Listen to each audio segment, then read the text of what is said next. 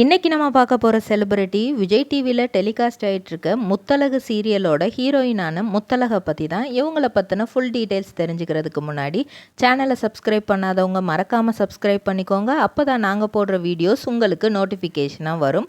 வாங்க வீடியோக்குள்ளே போகலாம். முத்தழகோட உண்மையான பெயர் ஷோபனா.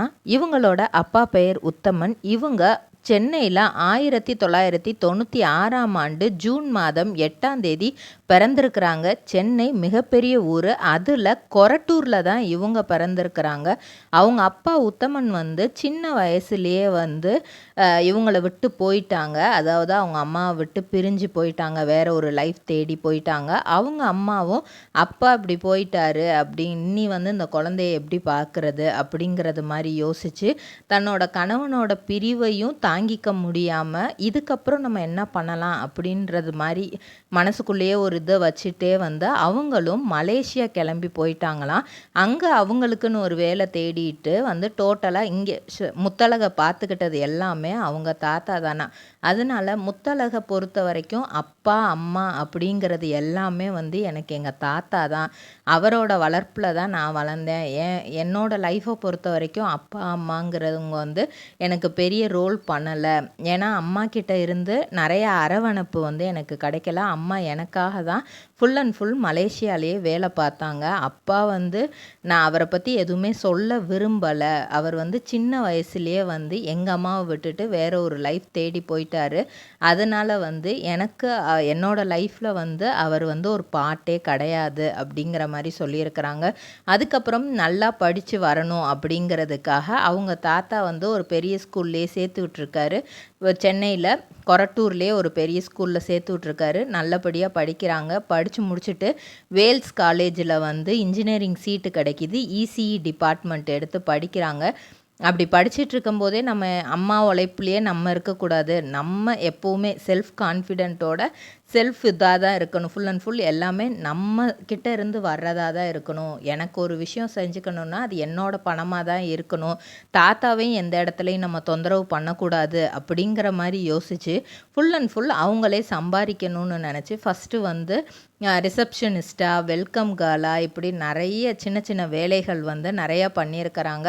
அதுக்கப்புறம் காலேஜ் முடித்ததுக்கப்புறம் இன்டர்ன்ஷிப்காக போயிருக்காங்க. அப்போயுமே ஒரு ஐடி கம்பெனியில் ஒர்க் பண்ணும்போது 6 months ஒர்க் பண்ணியிருக்கிறாங்க. ஆனால் அங்கேயுமே சேலரி இவங்களுக்கு சரியாக கிடைக்கல. சேலரியே கொடுக்காமல் இருந்திருக்காங்க. கேட்டால் இன்டர்ன்ஷிப் ட்ரைனிங்கு அவ்வளோதான் கொடுப்போம் அப்படிங்கிற மாதிரியே சொல்லி இவங்களை இது பண்ணியிருக்காங்க. ஸோ திரும்ப என்னெல்லாம் சின்ன சின்ன வேலைகள் கிடச்சிச்சோ, பார்ட் டைமாக என்னெல்லாம் பண்ண முடியுமோ, இங்கே ஐடி இதுலேயும் ஃபீல்ட்லேயும் ஒர்க் பண்ணிவிட்டு பார்ட் டைமாக என்னெல்லாம் சர்வீஸ் பண்ண முடியுமோ அது எல்லாமே பண்ணியிருக்காங்க. ஈவன் ஹோட்டல்ஸில் கூட வேலை பார்த்துருக்குறாங்களாம். அந்த அளவுக்கு கஷ்டப்பட்டுட்டு அப்புறம் அவங்க அம்மா ஊரில் இருந்து ஒரு ஃபோன் வாங்கி கொடுத்துருக்குறாங்க. அந்த டைமு கோவிட் டைமில் ஃபோன் ஒன்று வாங்கி கொடுத்துட்டு இதை நீ யூஸ் பண்ணிக்கோ, இதை உனக்கு காலேஜுக்கு யூஸ் ஆகும் அப்படிங்கிற மாதிரிலாம் சொல்லி இது பண்ணியிருக்காங்க. நீ ஐடி ஃபீல்டில் இருக்கிற அப்படின்ட்டு. ஸோ அந்த ஃபோனில் டிக்டாக்குங்கிற ஒரு ஆப் ஏற்றி, ஏன்னா இவங்களுக்கு நடிக்கிறது அப்படிங்கிறது ரொம்பவே பிடிச்ச ஒரு விஷயமா. ஸோ நம்ம நடிப்பு திறமையை எப்படி காட்டுறது, ஸோ டிக்டாக்ல எல்லாருமே நடிக்கிறாங்க, இதெல்லாம் பண்ணுறாங்க, நம்மளும் அதெல்லாம் பண்ணணும் அப்படிங்கிற மாதிரி யோசித்து இவங்க நம்மளும் அழகாக தானே இருக்கோம், நம்மளும் போட்டு பார்ப்போம் அப்படின்னு ஜஸ்ட்டு ட்ரை தான் பண்ணியிருக்கிறாங்க. நிறைய பேர் இவங்களோட இதை ரசிக்க ஆரம்பிக்க இவங்களுக்கும் அடுத்தடுத்து போடணும் அப்படின்னே தோணியிருக்கு. ஒரு கட்டத்தில் பார்த்தா டிக்டாக்கே பேன் பண்ணிட்டாங்க. டிக்டாக்கை பேன் பண்ணது நிறைய பேருக்கு அதிர்ச்சியை தான் கொடுத்தது. ஏன்னா பலரும் அது மூலியமாக ரொம்ப ஃபேமஸ் ஆகிட்டு வந்தாங்க. மக்கள் மத்தியில் அவங்களும் ஒரு செலிப்ரிட்டி அந்த லெவலுக்கு நிறையா பேர் ஃபேமஸ் ஆகிட்டு வந்தாங்க. ஸோ டக்குன்னு டிக்டாக் இல்லாமல் போகவும் எல்லாருக்குமே அது ஒரு பெரிய ஷாக்காகவே தான் இருந்துச்சு டிக்டாக் யூசர்ஸுக்கு. அதுக்கப்புறம் அதை வச்சு ஏதாவது நம்மளுக்கு சான்ஸ் கிடைக்குமா அப்படிங்கிற மாதிரி இது பண்ணும்போது சின்ன சின்ன இந்த ஜுவல்லரி ஷாப் ஆடு, இந்த மாதிரி சின்ன சின்ன கடைங்களுக்கு ஃபஸ்ட்டு ஆடு வந்திருக்கு. அது யூஸ் பண்ணி கொஞ்சம் பெரிய கடைகளில் ஆடு இவங்களுக்கு கொடுத்துருக்குறாங்க. அது எல்லாம் பண்ணியிருக்காங்க. கொஞ்சம் கொஞ்சம் மாடலிங்கும் அப்பப்போ பண்ணி கொடுத்துட்டு இருந்திருக்காங்க.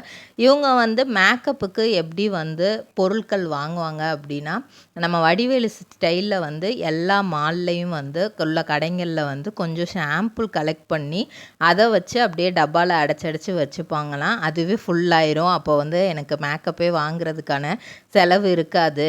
அதுவும் முக்கியமாக இப்போது முத்தழகு சீரியலில் வந்ததுக்கப்புறம் வந்து எனக்கு நிறையா வந்து ஒரு பாப்புலாரிட்டி கிடச்சதுனால எல்லாருமே ஈஸியாக நம்பி எனக்கு வந்து கொடுக்குறாங்க அப்படிங்கிற மாதிரி அவங்க ரொம்ப வந்து யதார்த்தமாக சொல்லியிருக்கிறாங்க.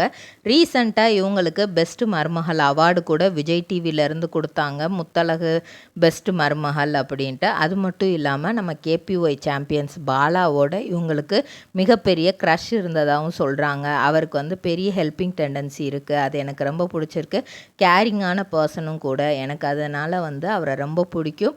அவர் மேலே எனக்கு மிகப்பெரிய க்ரஷ் இருக்குது. ஏன்னா எனக்கு வந்து அப்பா வந்து சின்னதுலேயே விட்டுட்டு போயிட்டதுனால அவங்கள ரீப்ளேஸ் பண்ணுறதுக்கு ஒரு பர்சன், ஒரு கேரிங்கான பர்சன் வேணும் அப்படின்னு பார்த்தா எனக்கு பாலா வந்து எனக்கு ரொம்பவே பிடிச்சிருக்கு அப்படிங்கிற மாதிரி சொல்லியிருக்காங்க. அது மட்டும் இல்லாமல் இவங்களுக்கு ஸ்கூல் டேஸ்லேயே வந்து விஷால் வந்து, ஏன்னா ஸ்போர்ட்ஸ் ஆக்டிவிட்டிலலாம் ரொம்ப இதாக இருப்பாங்க, முக்கியமாக டான்ஸிங்கில் ரொம்ப இதாக இருக்கனால வந்து அதில் வின் பண்ணதுக்கு விஷாலே ஒரு தடவை வந்து இவங்களுக்கு அவார்டு கொடுத்துருக்காங்களாம். அது மட்டும் இல்லாமல் தொடுவானம் அப்படிங்கிற வெப் சீரிஸும் பண்ணியிருக்காங்க. அந்த வெப் சீரிஸில் அவ்வளோ ஃபேமஸ் ஆகலை அப்படின்னாலுமே இவங்கள வெளி உலகத்துக்கு, திரை உலகத்துக்கு கொண்டு வந்தது வந்து டிக்டாக் தான் மெயின் ரீசன். அது மட்டும் இல்லாமல் நிறையா பேர் வந்து நான் சீரியலுக்காக உடம்ப குறைச்சேன் அப்படின்லாம் சொல்கிறாங்க. ஆனால் அந்த மாதிரிலாம் எதுவுமே கிடையாது.